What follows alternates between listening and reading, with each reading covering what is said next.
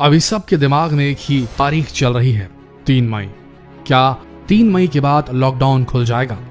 सभी भारतीयों के दिमाग में अभी यही सवाल उठ रहे हैं। कई एक्सपर्ट्स का मानना है कि कोरोना वायरस की असली तस्वीर मई के अंत और जून के शुरुआती हफ्तों में ही दिखाई पड़ सकती है, तब जब कोरोना अपनी पीक पर होगा।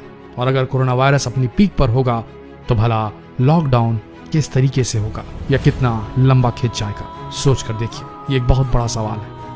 बहुत से वैज्ञानिक इसी सवाल के उत्तर को ढूंढने में लगे हैं। अमेरिका की द बॉस्टन कंसल्टिंग ग्रुप यानी कि BCG ने द जॉन हॉपकिंस यूनिवर्सिटी के डेटा के आधार पर दुनिया के 20 देशों का कोरोना चार्ट तैयार किया है। इस चार्ट के मुताबिक चीन को छोड़कर बाकी देशों में जुलाई से पहले लॉकडाउन खोलना संभव नहीं है, लेकिन अगर लॉकडाउन हटा दिया जाता है, चाहे किन्हीं भी वजहों से हो, हालात बेकाबू हो सकते हैं। तब बॉस्टन कंसल्टिंग ग्रुप के हिसाब से ऐसा अनुमान लगाया जा रहा है कि भारत में लॉकडाउन सितंबर तक खोलना ही सेफ हो सकता है, लेकिन अगर उसके पहले लॉकडाउन हटा दिया जाता है तो भारत की मेडिकल व्यवस्था को देखते हुए कोरोना के मरीजों की भारी वृद्धि हो सकती है।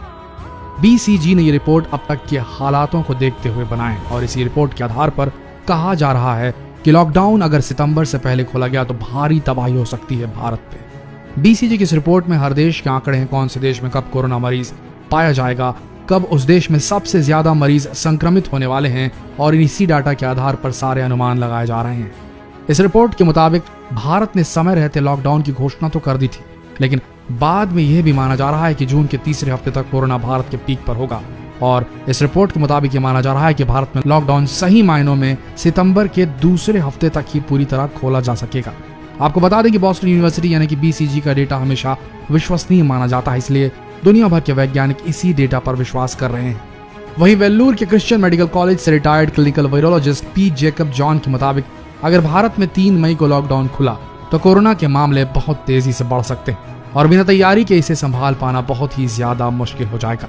3 मई तक लॉकडाउन आसानी से हटाया जा सकता था अगर वक्त रहते वेंटिलेटर, PPE किट और क्वारंटीन सेंटर बना लिए जाते तो, लेकिन आज के हालातों को देखते हुए अगर लॉकडाउन जल्दी से खोला गया तो मुसीबतें और बढ़ सकती हैं। इंग्लैंड के डॉक्टर नीरज पाटिल के अनुसार इंग्लैंड में भले ही 1.25 लाख से ज्यादा कोरोना मरीज हैं, पर उनका कहना है कि कोरोना अभी भी वहां अपनी पीक पर नहीं पहुंचा है और आर्टिफिशियल इंटेलिजेंस के मुताबिक इंग्लैंड में कोरोना मई के महीने में अपनी पीक पर होगा और भारत अभी इससे बहुत पीछे है। और यही अनुमान लगाया जा रहा है कि भारत में कोरोना के मरीज मई जून में सबसे ज्यादा पाए जाएंगे।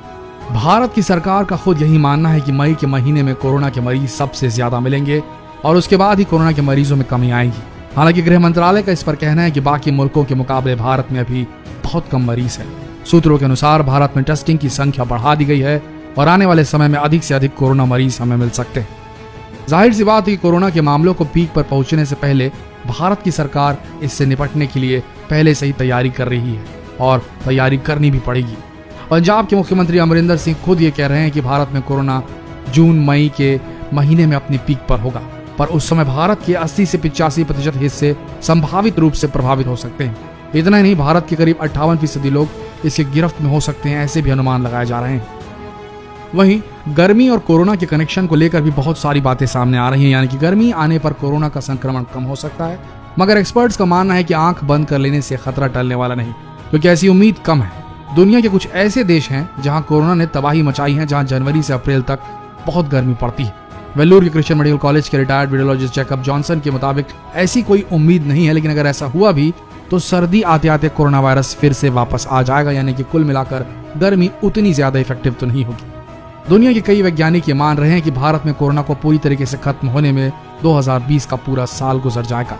हालांकि इससे पहले उम्मीद की जा रही है कि कोरोना की वैक्सीन ईजाद कर ली जाए। जानकारों का कहना है कि देश को वेंटिलेटर से ज्यादा PPE किट की जरूरत है, क्योंकि इसकी कमी के कारण मेडिकल स्टाफ धीरे धीरे संक्रमित होते जा रहे हैं।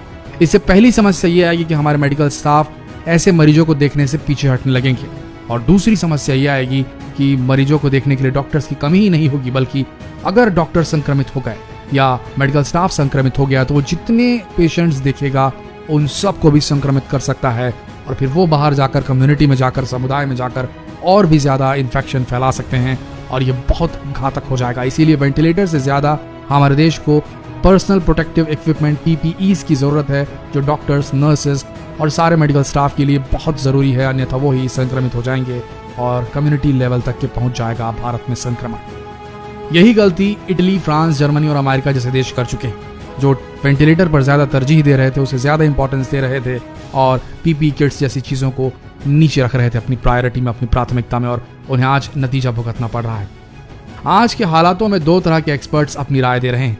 एक ग्रुप एक्सपर्ट्स का यह कहता है कि लॉकडाउन बहुत जरूरी है और इसे 3 मई के बाद भी एक्सटेंड करना चाहिए, और दूसरा ग्रुप जो एक्सपर्ट्स का है वो विरोध में है कि अगर लॉकडाउन नहीं खुला तो अर्थव्यवस्था देश की पूरी तरह चरमरा जाएगी और कई लोग भूखे मर जाएंगे, बहुत सारे बिजनेसेस बंद हो जाएंगे। आपका क्या मानना है? कौन सा लॉकडाउन प्लान आप सजेस्ट करना चाहेंगे प्रधानमंत्री मोदी जी को? कमेंट सेक्शन में डिटेल में लिखकर जरूर बताएं, और जितना हो सके ये सवाल सभी से पूछें। इस वीडियो को शेयर कर फेसबुक पर, व्हाट्सएप पर, जहां कहीं भी शेयर करना चाहें इस वीडियो को शेयर करें और इस सवाल का जवाब ढूंढने की कोशिश करें।